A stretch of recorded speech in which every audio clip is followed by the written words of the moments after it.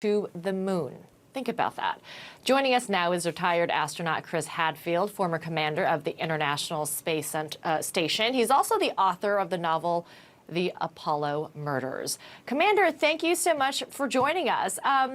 First off, just talk to us about how this mission is such a crucial step, especially when it comes to a mission, a manned mission to Mars, set for hopefully 2025. That's not that far away.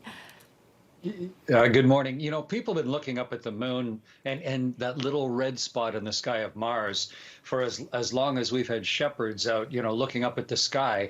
But we've never been able to go until we started building the machines that enabled it. And we just managed to get 12 people to the surface of the moon when I was a kid.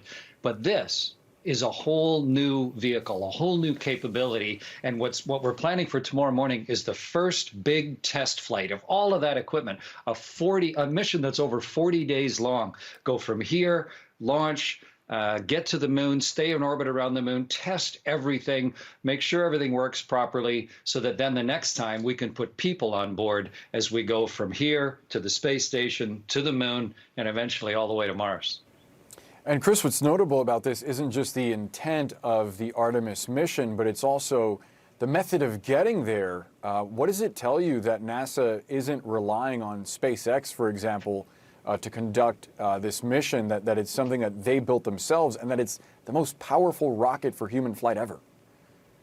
Well, you wouldn't want to go somewhere critical and just have one way to get there, because then if you have any problem, you're stuck, you know? And so I think competition and multiple means is a really great idea. And the Artemis 1 mission that's going tomorrow, it's very heavily built across the United States. I think there's something built on it from every single state in the Union, but it's also international. A big piece of it is made by the European Space Agency, and the Canadian Space Agency is part of it. So we've got that whole piece going under NASA's wing. And meanwhile, SpaceX is working on a different rocket that it still hasn't launched in its completeness yet, but that's going on also. So all of this and 77 space agencies around the world are all headed towards the next big steps in space, the moon and Mars and beyond. And tomorrow is the big crucible test with the biggest rocket that we've ever built. So first big step hopefully will happen tomorrow during that 2-hour window. I'm just fascinated by, you know, what happens once, you know, we do bring the first woman and the first person of color on the moon in 2025. I was reading about this base camp with a lunar cabin and a mobile home and a rover. It just sounds like science fiction, but I don't think it'll be, right? I mean, you're pretty hopeful this will happen in 2025, and what will we see in terms of exploration there on the moon and astronauts living and working on the moon? Yeah, everything sounds like science fiction until somebody actually takes the risk and organizes and does it. I mean, it's only one long human lifetime ago that the first person got to the South Pole. And now thousands of people live in Antarctica. And it's this amazing research station, international cooperation, a continent like no other on Earth. And we've done the early exploration of the moon, but this is the next step where we start putting robots and machines, and then fairly soon people, representative people, you know, of all different normal types, and get them on the surface of the moon, and then make that another part of the normal human experience.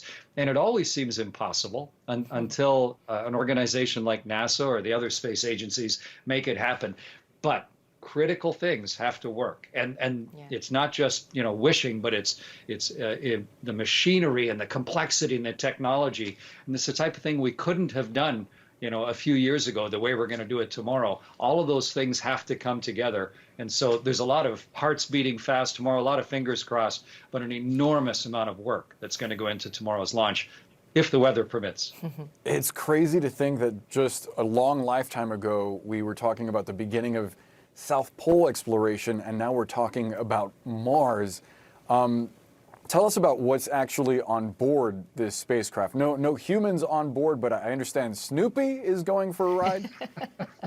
Well, we have three mannequins on board as well, because you want to know, what's the radiation environment like? What are the vibrations like? One of them is sort of like a crash test dummy, but to measure all of the subtle things that we want to test and prove before we risk a human life on board.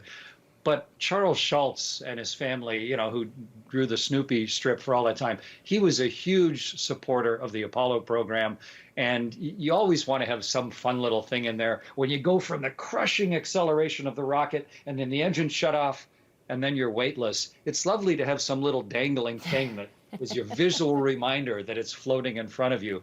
And that's going to be Snoopy on this flight, which I think is a lovely touchback. Yeah. I can't wait to see Snoopy floating around there in zero gravity. What a pleasure to have you on this morning, Commander Chris Hadfield. Thank you very much. Amara Boris, thank you very much. Thanks so much. So NASA